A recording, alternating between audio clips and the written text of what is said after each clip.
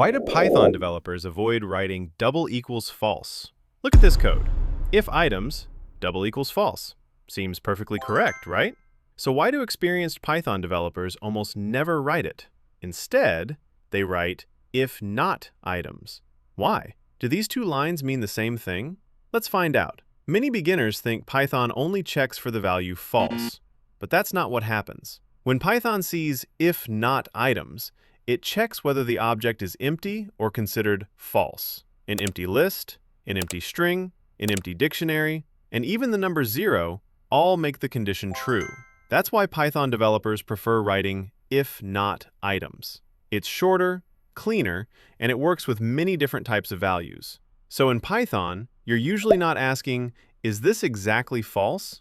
You're asking, does this object contain anything useful? And that's why you'll see if not everywhere in Python code. Now I want to know, which style do you prefer? If not or double equals false? Write your answer in the comments.